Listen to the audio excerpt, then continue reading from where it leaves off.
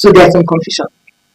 But when children have been taught very well using their L1, okay, they've acquired the language at different levels, philological level, morphological level, and all that, learned the rules and everything, and they will become a little creative in the use of their language. When they get introduced to the next language, it will be like combining the skills and the creativity that they have in their L1, they combine it with the one that they have acquired in the English language, and they are better. Okay. For example, look at child, you are asking, is it possible for a child to be taught and the person will come and do well in another language? Yes. And maybe our priorities have been misplaced. That's another thing. Because I think I watched a video where somebody said that English is not a language that measures how intelligent you are. It is just a language of communication. It is. So why English, why English, why English? You get the point. So something is lost somewhere. There's something that needs to be reordered. We need to re-prioritize everything. Okay, there has to be something that we reorganize again. Okay, why English? If we decide now that we want to use and develop them enough to bring in mathematical terms, scientific terms, medical terms in those national languages, the child does not have to struggle. Do you understand? So you get to a point where you're taught those terms, in primary school, mathematical terms, scientific terms, in your L1. So it's a challenge now for linguists and language planners and lexicographers. It's a challenge for them to begin to see how, and I'm telling you, linguists are not sleeping. They are not sleeping at all. Many things are going on by linguists now. If you go now, there are terminologies in Hausa, there are linguistic and scientific engineering terminologies, medical terminologies in some Nigerian languages. Linguists are not speaking at all. It's just that they have got to receive the required support. You need policy statement. Okay. No. She was going to say something about policy implementation.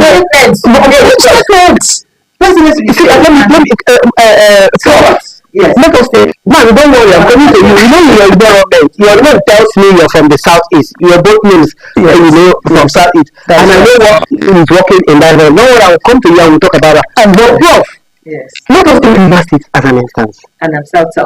Oh, you're south. All right. Or if that doesn't work, pidgin can be used. So that's what has happened in Lagos State. Where you pidgin, the safety this thing there is language of the immediate environment. Especially if it's an Ikwe speaking environment. You use Port Harcourt is Ikwe, and in Port Harcourt, because it's I was so all languages are there. So the safety thing there is do language of pidgin English. So that's what. So that's what you recommend. Living together. Like living together. Like Obi Akbar and Port Harcourt. So pidgin. Okay. Yes. Mazi, I come to you now. Yes. I know that in the southeast they do it a lot, and sometimes we hear people say, this person, are you speaking Igbo? Are you speaking English? There's an interference of the mother tongue. Yes. I was going to ask Prof that, but I said, let me just give Prof a small break. Especially I know that it happens more. Yes, it happens more in your environment. At some point there's this belief that it affects your English at some point. Yes, it affects your expression. And the pronunciation they will say interference of the mother tongue. Sometimes you don't even know whether the person. I've had some person they have the other person. Are you speaking English or you are speaking English? Yeah. Because you get that the tongue. Yes, I don't know. I want you to do some teaching here. Well, mother tongue interference is not an exclusive preserve of any ethnic nationality. Okay. Is there among the top form at ethnic nationality so that I could deliver the message? I'll take my mom as a case study. I visited my mom, so thank God you're here.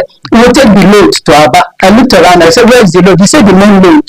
You get it? Yeah. Communication broke down. That's it. The mother told me you're talking about. I said, you mean the main road, not main load. You're not taking any load. So you're trying to deliver a load. That's it. You're not going to deliver it. So that's what I told you. Did you understand? Yes. And then some other people from other ethnic nationalities will say, Yongshan, fine. But I say, I'm traveling to Port Harcourt. All these, and then I'm a Z to mouth from a Z. All these are manifestations of the native teaching in that native language that gives creates room for this interference. No, I think we are getting it wrong at the teaching and implementation level. There's nothing wrong with policy formulation, but it is the implementation that has always and forever been the issue. Ability to implement that. Now, that's the sociolinguistic reality. And then in a formal setting such as this, that's English. So let's teach our kids to have it in that compartment. They will flow in English. So communicative competence, did you understand what he said? In spite of the interferences. Yes, you did. That fellow has communicative competence. That's what is important. That's it. We communicated in spite of errors, in spite of interferences.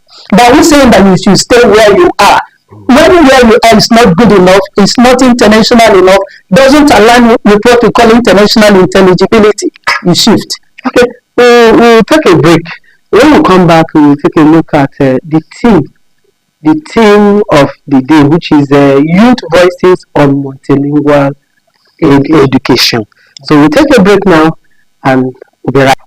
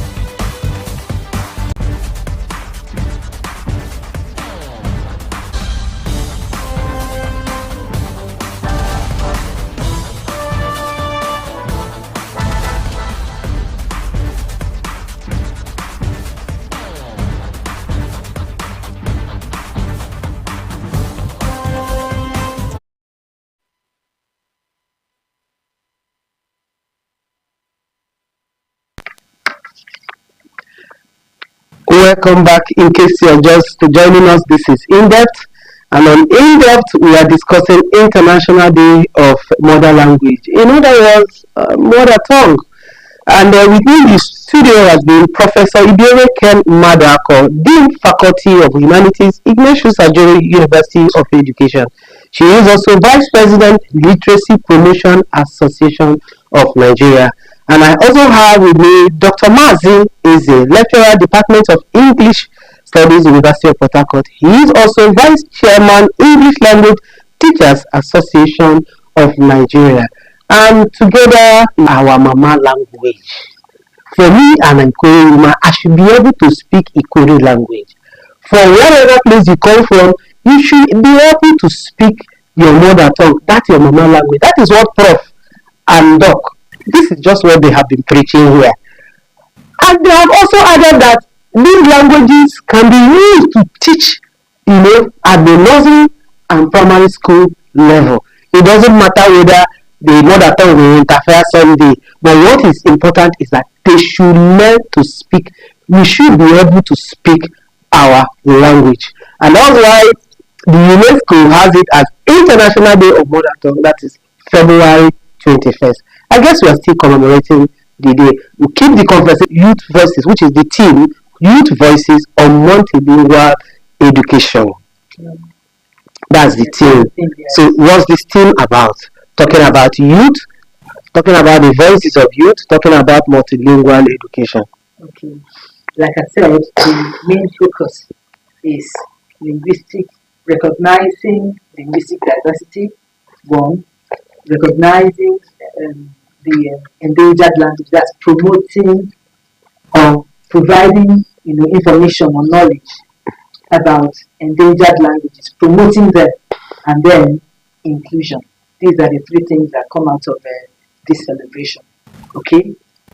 Youth voices. What do they have to say? I guess that's what it is. What do the youth have to say? And I believe that was why in celebration this year, UNESCO actually organized a symposium, okay, where they brought youth between the ages of 3 now, or 8 and 13, 3 and 18 to come to talk about it. I believe they would have undergone some training on the importance of the mother tongue, respecting each other's, language, that is promoting linguistic diversity, understanding, that different people come from different languages, which should be recognized and respected. Do not, sidetrack any of these, languages. Let everybody see their languages as important. Okay, like if you take Nigeria for instance, where we are said there are 3 major languages. Once you say there are 3 major languages, it means that the others are minority languages. And then in the school system, the curriculum Bani is one of the languages that is always going into extinction. Why? Because the language was delegated to secret meetings by the Bani chiefs. And today, if you get to Bani or Pogo, it is Igbo, or one version or one dialect of Igbo or Bani that is being spoken there. So besides the Bani language. So that is the focus this time. And even speak it, for their voices to be heard in the local languages. When these are the people who speak this thing in a psychedelic way. I think it's about time we started a consciousness raising movement. Consciousness raising is a psychological and pedagogic. Pedagogic is the art and science of teaching and learning. It's a movement for massive creation of awareness to engineer a change. So if you take this message to youths, schools, seminars, in-house trainings, workshops massively, it has to come with some kind of funding, because give them the message. They will be good apostles of this propagation we are attempting. Yeah, the youth, yes. I do know, just because they've not been sensitized. I mean, they've not been empowered. That's part of it. Sensitization is, consciousness raising is also part of it. I mean, how can you explain away the fact that my little boy, not mine, I'm just giving an example. The little boy, his name is Brian. Please, if you're Brian, don't take offense. I'm saying, whatever happened to the indigenous native name? So the boy grows up saying, okay, I'm Brian. So that's why whenever I open my mouth, I want to speak like one Brian. I become a photocopy of an original somewhere. We are losing it. So I think the thing is all about the parents. If we parents can consciously, intentionally, systematically school our children on the importance of the mother tongue. I'll give you another case study. Junior says something in pidgin or in a mother tongue. The mom says, shut up, yeah. Speak English. At home, what language are you speaking? At home, speak English at home. I quarrel with parents a lot. Why would you tell this person to speak English even while he's playing football? The language of the football field is speaking. I'm talking about Port Harcourt. So the language of the environment where the child is staying is the mother tongue. Allow the child, encourage the child, empower the child, conscientize the child to use the mother tongue in the home. When it becomes part of him, you can, hello everyone, you will say it in Igbo. Use a camera, video in them what has been lost. Because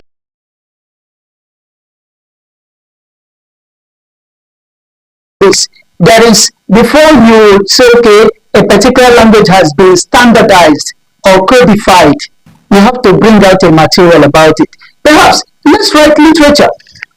Let's write poems. Let's write a novel using the language. Let's translate the Bible or the Quran. Okay, Southeast, I think in the environment, there is, they have Igbo Bible. Do you have anything written in any language in River State? Okay, I think sometime I was in Africa. Yes. I think Africa, there is a Korean Bible. Yeah, there is a Korean Bible. There is, I don't know about Calabar. The question now is, do they use, and who is reading it? why can't they in the that particular place? But I know that in the Southeast they do. The officiating minister could, for example, be a proponent and a propagator of the change we are talking about. Come out on a particular day on a Sunday, present just 5-10 minutes and speak that language. let people catch on, and those who may feel alienated, who are, you do interpreters at various ends, they interpret into English while you're speaking this. That's one way to ensure that this thing we are talking is not what the Igbos will say, Karawusa. Karawusa means you talk and finish, keep on photo with their waka come out. When we come back, we pick it from the table, talk again, drop it there, Karawusa, and the thing continues to deepen. I'm talking about the rot. Okay. Prof, what are the, let us begin to propose solution. So the solution, one solution is, I said something about codification, all right? If it is codified in a dictionary, for example, lexicographers could come together and gather bits and pieces of your Bani language, all right? Gather it and then, this is what this thing means, this is the word, this is what it means, this is how it is pronounced, this is what it means, this is how it is pronounced, this is how it is used. All those bits of information that I just mentioned now, how it is pronounced, phonological information, you're talking about. What would you do? Quickly So go to school and they teach your child in the grade. So a lot of to seem like local school. Yes. And we need to have advocacy programs. Yes. At different levels, telling people that languages are equal. Yes. No matter what your language is, be proud of your language. Media, already people are trying, like we're watching from the other end, something was happening in a Obo language. Yeah. Okay, continue. Lewis, 2025. That's the latest. Yes. By our current Minister of Education. Okay. Dr. What does that policy say? Now, the formative years of a child, the language of the immediate environment is supposed to be used. The mother tongue is supposed to use as a medium of communication. But how do we cope with all this? This thing is possible. I'm sorry, this thing it may be possible with government schools. How are you going to drive it with all these private schools everywhere? Like we said, we need support. Policy. Government. Yes, government